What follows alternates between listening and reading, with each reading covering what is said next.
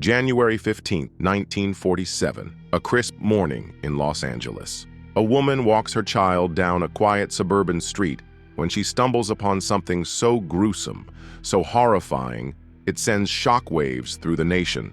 What she saw that day was not just a crime scene, it was a scene from a nightmare. The body of a young woman, mutilated and severed in two, displayed like a grotesque piece of art in an empty lot. Her name, Elizabeth Short, but the world would come to know her by another name, the Black Dahlia. Who was Elizabeth Short? Why did she meet such a violent end? And perhaps the most haunting question of all, who could have committed such a crime? The answers have eluded us for over 75 years. But tonight, we unravel the chilling mystery of Hollywood's most infamous unsolved murder. Elizabeth Short was a 22-year-old aspiring actress, hoping to make it big in Hollywood. Born in Massachusetts, she dreamed of escaping her small-town life to chase stardom under the bright lights of California. But like many young hopefuls, life in Los Angeles was anything but glamorous. Elizabeth was known for her striking beauty and her penchant for wearing black, which earned her the nickname the Black Dahlia. She was a regular on the Hollywood scene, but struggled to find steady work or housing. Friends and acquaintances described her as charming yet mysterious, often keeping parts of her life hidden. But on January 9, 1947, Elizabeth disappeared. She was last seen leaving the Biltmore Hotel in downtown Los Angeles, supposedly on her way to meet someone. 6 days later, her body was found in Leimert Park. The scene was beyond horrifying. Her body had been meticulously severed at the waist, drained of blood, and posed in a way that seemed deliberate. Her face had been slashed from ear to ear, creating a chilling Glasgow smile. Despite the brutality, there was no blood at the scene, suggesting she had been killed elsewhere and transported to the lot. The press sensationalized the case, dubbing it the Black Dahlia, and the public's obsession began. But as investigators delved deeper, they found themselves in a labyrinth of leads, suspects, and dead ends. Police questioned over 150 suspects, from ex-boyfriends to drifters, doctors, and even prominent Hollywood figures. Each lead seemed promising at first, but eventually crumbled under scrutiny. One suspect stood out among the rest, Dr. George Hodel, a wealthy and eccentric physician. Hodel's name surfaced after a series of suspicious events, including allegations of abuse and a disturbing photo found in his possession that resembled Elizabeth Short. Decades later, his own son, a former LAPD detective, would come forward with chilling evidence linking his father to the crime. But even this wasn't enough to close the case. Another key detail emerged when letters began arriving at newspapers and police stations. These letters, sent by someone claiming to be the killer, included personal belongings of Elizabeth Short, such as photographs and an address book. The letters were taunting, written in a tone that suggested the author was enjoying the cat-and-mouse game. But despite these clues, the identity of the sender was never confirmed. The case also drew attention to the darker side of 1940s Los Angeles, a city where glamour and crime often walked hand in hand.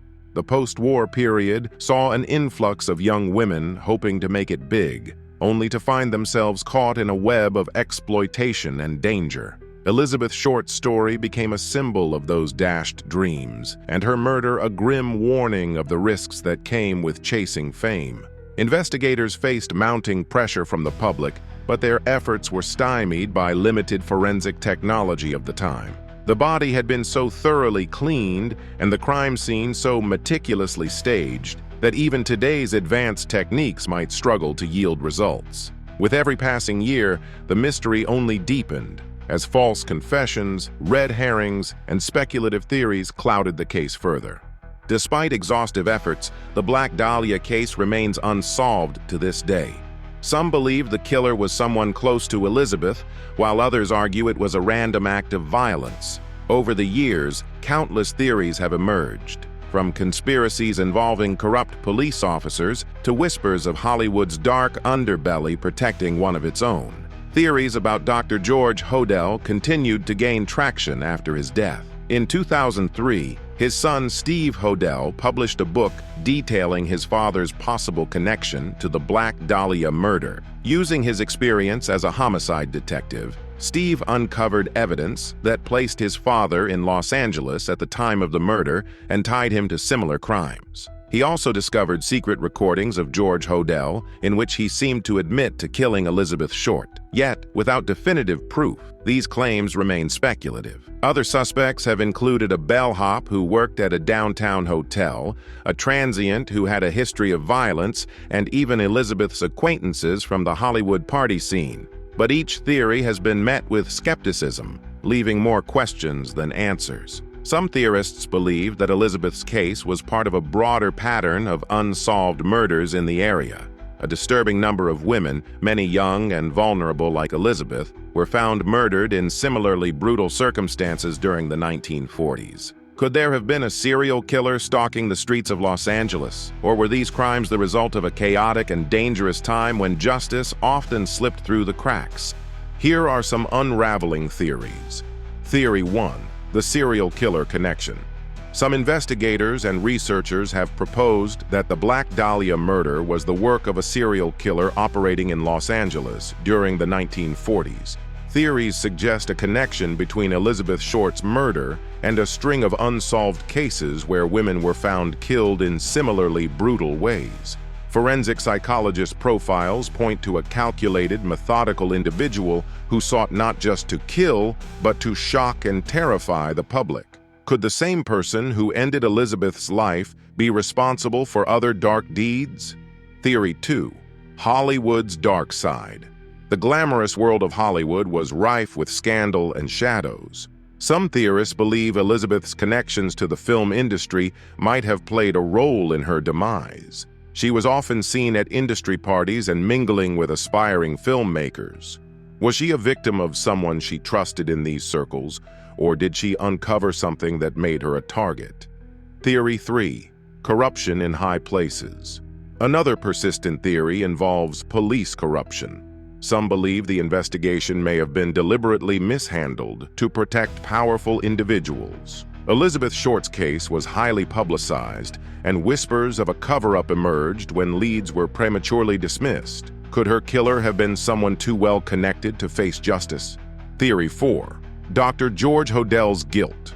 Among the most compelling suspects remains Dr. George Hodel. His wealth, connections, and eerie behavior have kept him at the forefront of suspicion. Steve Hodel's investigations revealed evidence tying his father to the case, including his ownership of properties near where Elizabeth's body was discovered.